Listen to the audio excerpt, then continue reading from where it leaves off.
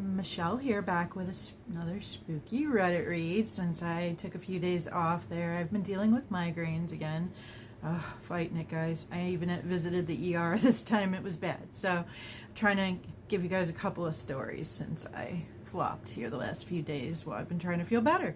This story, the next one we're going to do, it was posted on a subreddit 6 days ago, and it's called A Haunted House That I Investigated, and I got down to the gritty truth. So this is actually an account from a paranormal investigator. This is a little bit different, but I want you guys to listen to this story because I think it has some really important lessons, especially for those of us who are in the paranormal and involved with the paranormal and do help clients. So take a listen. First, the poster does go to the fact to point out that they did get permission from the people involved before they posted this story. So that was very thoughtful of them.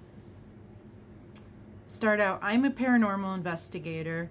I'll also be the first one to tell you that I'm skeptical of most claims. That being said, I do believe in the paranormal. I just analyze the facts before I draw any type of theory or conclusion. I was asked by a friend if I could look into something that was going on in his girlfriend's sister's house, as they were having some strange experiences that seemed to be escalating. I agreed to a visit. They told me what was going on, and it was strange, that's for sure. I'll admit that. Definitely cause for some alarm. They had been in the house for a few weeks. It was the husband's grandfather's house that he had inherited. Neither of them had lived there prior.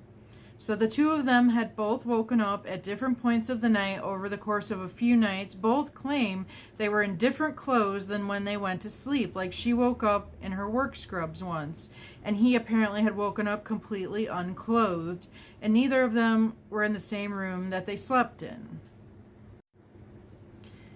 They had to throw away all of their food in the fridge once due to waking up and finding it open. The wife was feeling off for a couple of days and would spend most of her time in bed. On one of those days, she fell asleep at 2 in the afternoon and did not wake up until noon the next day. Her husband said that she only got up for bathroom breaks, which she did not remember even getting up for those bathroom breaks, which is, wow, that's alarming.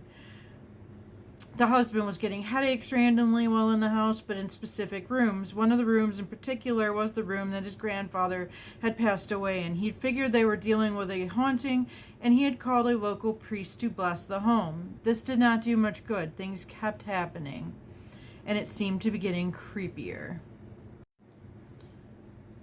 One night, the wife went into the bathroom, and as she was washing her makeup off of her face, she claims that her reflection was acting bizarre. Her face wasn't hers. Her actions weren't matching up in the mirror to what she was doing. And just before leaving the bathroom, she saw a figure standing behind her reflection in the mirror. They both made plans to move back into their apartment. The hassle didn't seem worth it, and they both reported feeling fine whenever they weren't home. After the reflection incident, they both apparently heard a woman's voice in the late hours of the night, and in the room that was to be their child's room, heard a woman crying. They believe the blessing they had on the house ended up antagonizing the spirit, and they were officially at a loss. So this is when I come in. I was in the house for about 10 minutes before I found what was likely the root of most of the problems. So on the bottom floor, specifically in the living room, the windows were double windowed. This was also the room that the grandfather passed away in. From what I could tell, the windows hadn't been opened in a long time. They were really caked up, and I was even to scrape some glue or laminate from the sill, which led me to believe these windows were never designed to be opened to begin with. I told them this was likely carbon monoxide poisoning. They hadn't been getting enough ventilation. I keep a carbon monoxide detector in my car for these kinds of home investigations. Sure enough, it went off after plugging it in. These things are not expensive, and you can buy them at most hardware stores. Regardless, you should always have one anyway, and I let them keep it. I still looked around the house, but I didn't get any EMF or EVPs. I did get EMFs, but nothing that wasn't explainable with a quick look at the surroundings. The reflection bit, which was probably the creepiest when I heard it, was likely the result of a Caputo effect. I noticed a candle in her bathroom on the sink, and I'm pretty sure she was just hallucinating with the carbon monoxide, and it had been staring at herself in the mirror for longer than she actually remembered, which triggered the distortion reflection. I believe that they were collaborating on the story in their poisoned state, which is why they both believed it was a haunting. They missed and didn't remember the parts where they were doing everything and attributed it to otherworldly involvement. I love a good ghost story, but I love a good deductive reasoning encounter. This should be a cautionary account. Make sure to stay vigilant with things like this. Sometimes there are things that can be very easily explained, and then there are also the things that just can't be explained at all. I wrote this on and off for a couple of hours, so let me know if you need clarification on anything.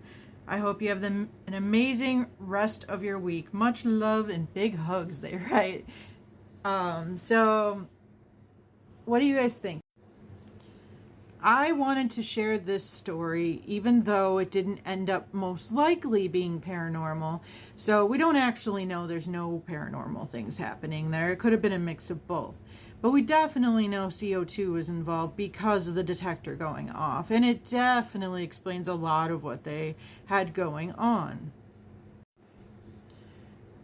It's always important as an investigator to make sure that we don't get wrapped up in sensational claims and not use our logic, is why I wanted to share this. And I think that's why they shared this, because, I mean, those claims were crazy, waking up unclothed in a different room than you went to sleep in, or in different clothes, or things were open, or seeing things in the reflections. They're all, wow, like, as a paranormal investigator, I'd be very concerned if I heard those. But it's so nice that this investigator had the logic more, prevalent than getting wrapped up in those claims. And you know what, as investigators, when we help people with their activity that they are having, quote unquote activity, sometimes it's like this. And I've had a client who just simply needed to move their bed from an crazy EMF zone to stop having nightmares, sleep disturbances, and feeling watched. And once the electrical wasn't behind their head anymore in the old home, it totally changed. Then they emailed and said they had no more further experiences. So I just want everyone who does listen to these stories, who is involved with the paranormal, to just keep this in mind. And even if you were ever going through something as a person in a haunted, potential haunted situation, it's a reminder that we need to keep logic there first, because it's easy to get wrapped up and think something is scary and, not be able to think logically about it. So drop your thoughts in the comments. I hope that you found something from this story educational, even though it wasn't a truly haunted story. And thank you for listening. Please hit all of those buttons for me. Hit that repost. And thank you so much. And if you can drop a comment, any kind of comment, please. It really helps me. The words are better. More words are better. It helps me in the algorithms. And everybody's views have been down, including mine. So please help me get my stories out there. Thanks, guys. Bye-bye.